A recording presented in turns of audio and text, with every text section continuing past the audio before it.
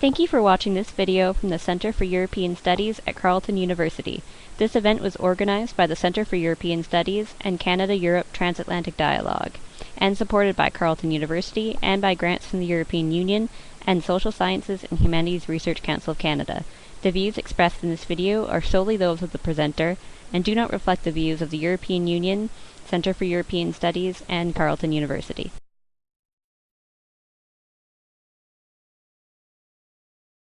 Yeah, thank you very much for the invitation and the possibility to speak to you today. We heard a lot about why cities are crucial for combating climate change and how they can help mitigating climate change. We heard about it yesterday actually, and we heard about it today too, about the Canadian cities and what they can do. And the possibilities they are, well, true for German cities as well. And I won't talk as much about what German cities are doing to combat climate change, but how they are reacting to impacts from the European level. So how do they react to the multi-level system and to the impulses that come from the European Union? And for this, I will first talk about how the Commission views cities and the role of cities, how they try to incorporate cities or well, govern them in a way. And then I will switch the focus kind of and look at how cities react to these instruments, how they view it, how they perceive it, and how they, well, react to it, and if the European initiatives have some kind of impact at the local level. All right, first of all, the European Commission is aware of the potential contribution of cities. They know that they are important, that they have to incorporate them. I just brought a quote by the former Commissioner for Energy, Andris Piebalgs, who said, well, the approach to tackle the climate crisis challenge can only be holistic, integrated, long-term, and most of all, based on the participation of cities. And this, he goes on, this complex picture is best managed at the local level. And he concludes that cities must therefore become leading actors for implementing sustainable energy policies and must be supported in their effort. And to be fair, he said that on the launch of the Covenant of Mayors. We'll hear about that in a few minutes. Just very short, it's a network of cities which was initiated by the Commission to, well, diffuse best practices and to facilitate coordination between cities. But you can also find some of these quotes from, well, last year, from this year, even in the concept of the energy union. Although we don't in the action points for the energy union, we don't really find cities or the local level, but they still know it's important. Although there has been a slight shift, I think. However, there are several efforts to coordinate cities' responses to climate change, and despite the limited competencies the Commission has for the local level, because they can't regulate the local level directly, they have to, well, go via the national level, or they have to use incentives and soft modes of governance. But I'll come to the possibilities right now. First of all, there is regulative policy. They can issue regulations or directives that impact the local level, well, mostly indirectly. Well, examples for regulative policies that impact cities are, well, first of all, the national targets for greenhouse gas emissions. Then we have directives on energy efficiency, on the energy performance of buildings, on energy labels.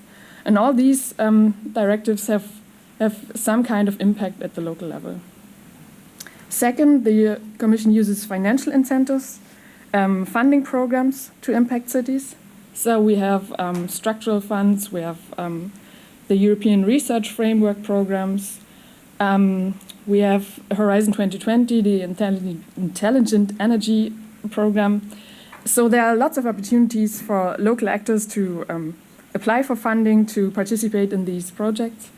And third, and very important as well, the EU tries to promote transnational coordination between cities, or the diffusion of best practices between cities. And I think the best example, again, is the Covenant of Mayors, the network. But we also see other instruments. We have the European Green Capital Award, which is, well, a city competition for the greenest city in Europe. We have the EU Sustainable Energy Week. We have a European Innovation Partnership for smart cities and communities. So there's a lot going on as well. And these are more softer modes of governance, too, if you can call it that. And now I will switch the focus and look at how cities perceive these instruments, how they react to it. What is it relevant for them? What types of policies are most effective, maybe? And also what conditions facilitate or hinder effective local climate policy. And I'm basing my talk on field studies or on a project that was conducted within a larger research group, and we looked at 3 case studies, the cities of Frankfurt, Munich, and Stuttgart. They are all, well, front runners in climate policy. They are all very proud to engage in the fight against climate change. I won't go into detail there, but we'll hear some examples over in German city, I think, later on. We analyzed key documents, of course. There are climate mitigation concepts, council proceedings, and so on.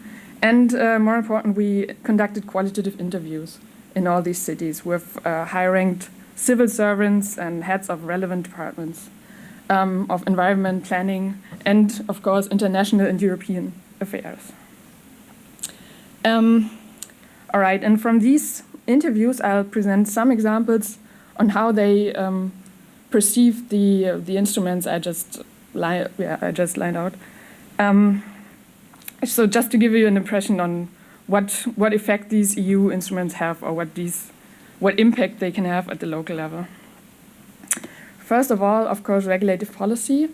You have to keep in mind that German municipalities are, well, they have the great amount of autonomy. They have many competencies. We have something called kommunale Selbstverwaltung, local self-government. So they see any regulation or any thing that comes from the upper levels as a constraint. They don't want that. They're against it. They are saying it can't be applied at our local context. We know what's best for our local context, so we don't need regulations in any way. However, many interview partners also emphasized the supportive character of EU legislation. They said they compared it to the European Clean Air Policy. I don't know if you know, but in the Clean Air Policy, there are strict limit values for air pollutants and ambient air. So cities have to comply with these limit values, otherwise they face consequences. And they said some of them wished there were limit values like that in climate policy, so they could follow a more forceful approach at the local level and could refer to these limit values when they argue for local climate policy. Because they have to argue all the time at the local level. They have to. We talked mostly to administrators, and they said, well, we have to argue in front of local politicians, but also social society or the public, when we want more resources in our department, or when we want to implement certain measures that are, I don't know, hurtful for car drivers or hurtful for certain groups of people. So they have to argue a lot. And limit values help, apparently. And also more softer goals help in the local debate.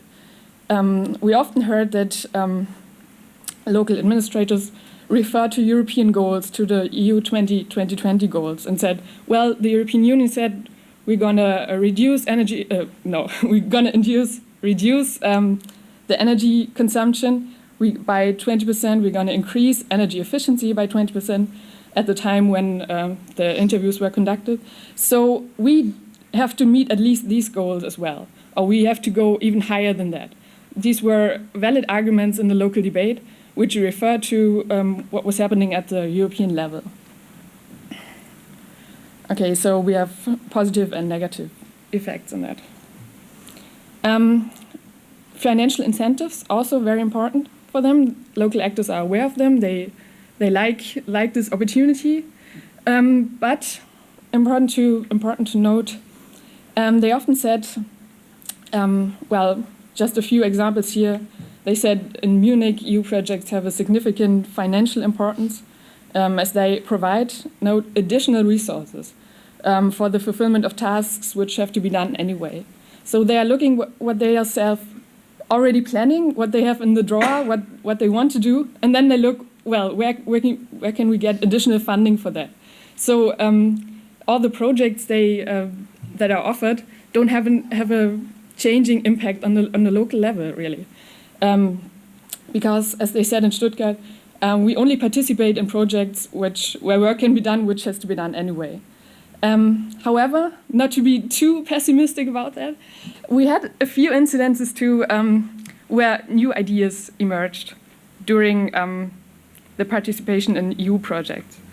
And our 3 cities, as I said, are front runners. When they participated in a project, they always did it with the intent to be a good example for the other participants, to offer best practices for them, and never to learn something because they were at the top of the game already.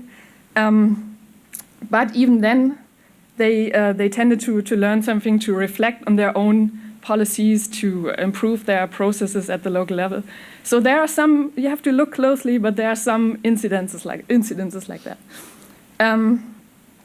And one in, I think it was in Munich, even said, well, we applied for this project, it wasn't successful, but we learned something anyway. We learned something in the process of the application.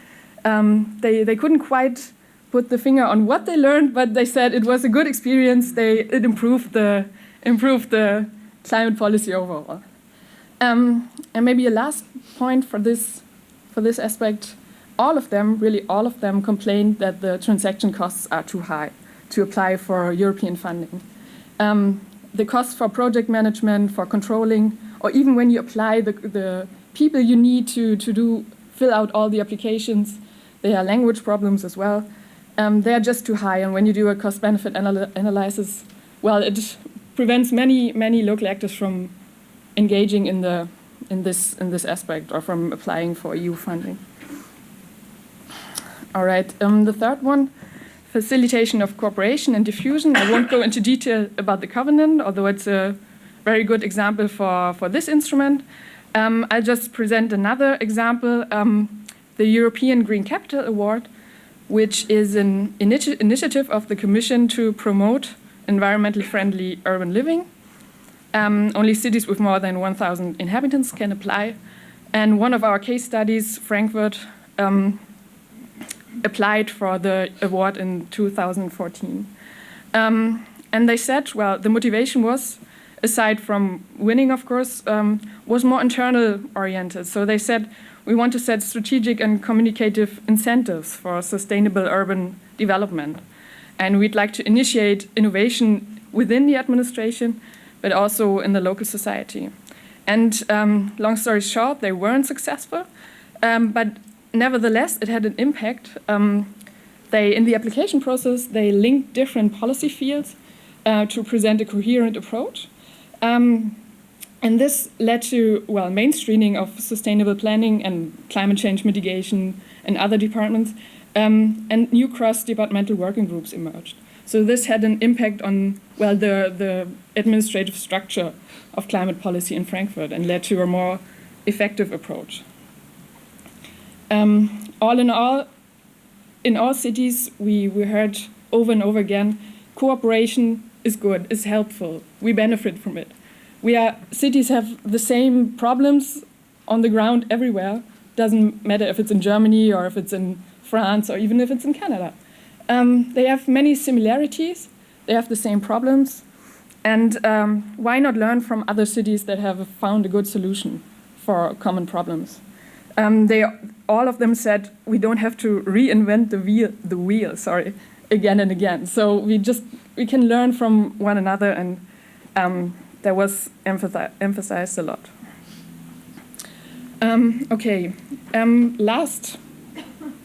Last point, I'd like to talk about the impact of administrative structures on the reaction of municipalities, so how the existing structures impact how local actors react to the European multi-level system. I'm not talking about environment departments or energy or traffic management departments. I'm talking about administration units for European or international affairs. These are necessary to collect information about funding opportunities, about regulations that have to be implemented, and to develop the skills needed to react to these instruments, to know how to apply, to know how to manage a project, to know where, or to even be able to participate in networks, and so on. So this is very important. This can vary, of course. These units can be established in different departments, either more centralized with the Lord Mayor, or more decentralized, maybe in the economic department. They can have different human, financial resources, also tasks and competencies. And just to present a brief conclusion for that, well, when you have a more decentralized unit with limited resources and competencies, this can be a huge factor in preventing local actors to engage in the multi-level system, because this leads to that each department manages EU activities separately, which leads to higher workload in the regular departments of environment, urban planning, traffic management, and this leads to this may prevent local actors from engaging in the EU activities that are not exactly in line with existing local policy. And I would vouch for more centralized EU units that help the regular departments to manage EU activities, to apply for funding, to manage projects.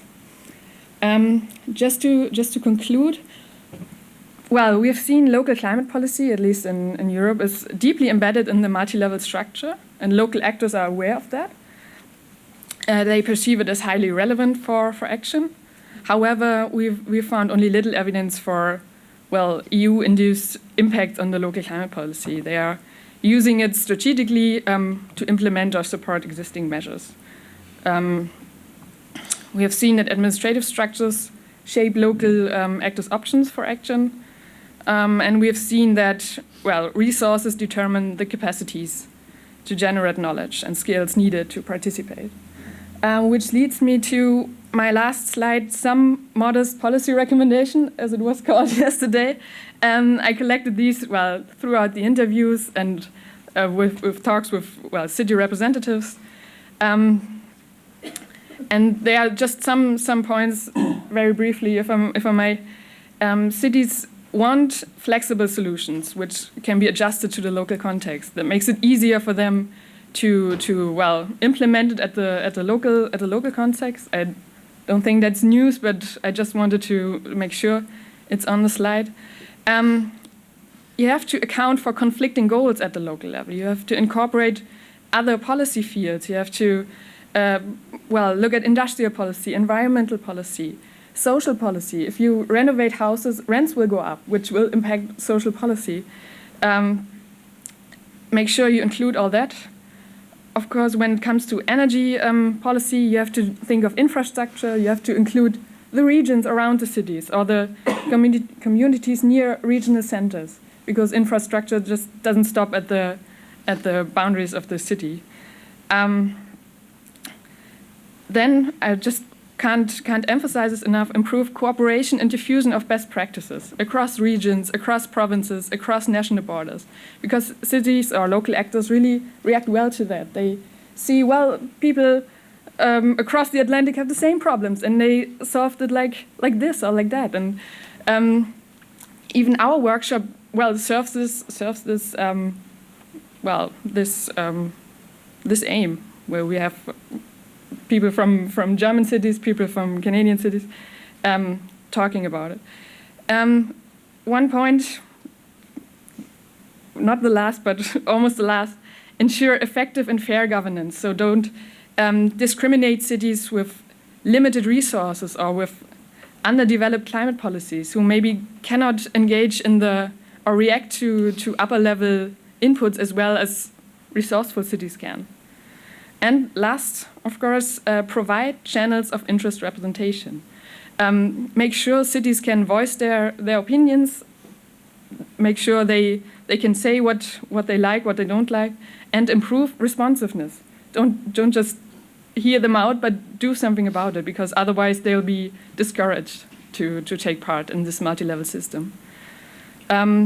So that was it. Thank you very much.